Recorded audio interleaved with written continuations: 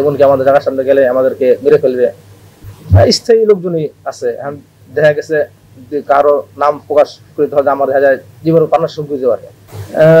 এরকম হুমকি প্রকাশ্যে দেয় নাই, গাদাগাদি আর কি।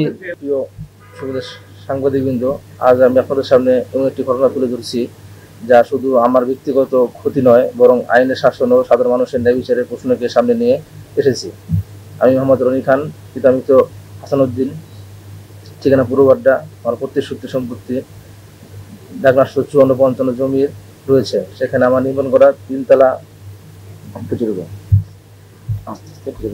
তিনতলা ভবন, কয়েকটি পরিবার বসবাস করে আছে। উক্ত জমি নিয়ে আদালতে মামলা চলমান এবং আদালত কর্তৃক সমস্ত কার্যক্রম নিষেধাজ্ঞা জারি আছে।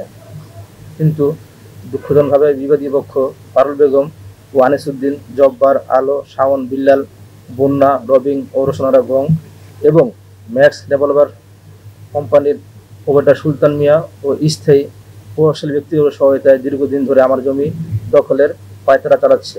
এরই ধারাবাহিকতায় গত 15 আগস্ট সকাল 7টায় তারা আদালতের আদেশ অমান্য করে সেখানে গিয়ে আমার বাড়ির সিসি ক্যামেরা ভেঙে ফেলে এবং জোরপূর্ব নির্মাণ কাজ শুরু করে। খবর পেয়ে আমি সেখানে গিয়ে বাধা দিতে গেলে কিন্তু তারা লিপ্ত হয়ে আমার এবং আমার চাচাতো ভাই আলমের উপর তারা হামলা চালায়, দখল করে এবং প্রকাশ্যে হুমকি দেয়। ঘটনার পর আমি থানা অভিযোগ দিলে জনাব এসআই আনিস ঘটনাস্থল পরিদর্শন করে এবং তার কাজে বন্ধ করে, কিন্তু দুঃখজনক পুলিশ না করলেও বিবাদীরা পুলিশের কথা উপেক্ষা করে অবৈধ নির্মাণ চালিয়ে যাচ্ছে। পরবর্তীতে আমি থানায় অফিসার ইনচার্জ সাইফুল ইসলামের কাছে গেলে তিনি উভয় পক্ষের দলিলপত্র দেখে সিদ্ধান্ত নেয় যে সব কাগজ দেখে আমি নিয়ে জায়গা মেপে সিদ্ধান্ত নিতে, কিন্তু তার কথা তোয়াক্কা না করে বিবাদীরা অবৈধ নির্মাণ চালিয়ে যায়। পরে জনাব এসআই আনিসের সাথে যোগাযোগ করলে তিনি অন্য এসআইকে নিতে বলে। প্রিয় সাংবাদিকবৃন্দ, একজন দায়িত্বশীল পুলিশ কর্মকর্তার মুখে ধরনের কথা শুধু রক্ষণাত্মক নয়, রাষ্ট্রের আইন ও বিচার ব্যবস্থাকে প্রশ্নবিদ্ধ করে। যদি আদালতের রায় ও নিষেধাজ্ঞা কার্যকর না হয় তাহলে সাধারণ মানুষ কোথায় যাবে? আমার কাছে তথ্য রয়েছে স্থায়ী কিছু প্রভাবশালী ব্যক্তিবর্গ দ্বারা সহায়তা অবৈধ দখল কার্যক্রম পরিচালনা করছে। এছাড়াও এ ধরনের আইনের অমান্য করার সুসাহস তারা করতে কোথা থেকে পায়? আমি জোর দাবি জানাচ্ছি, অবিলম্ব দখল ও কার্যক্রম বন্ধ করতে হবে। আদালতের আদেশ অমান্যকারীদের বিরুদ্ধে কঠোর আইনগত ব্যবস্থা নিতে হবে।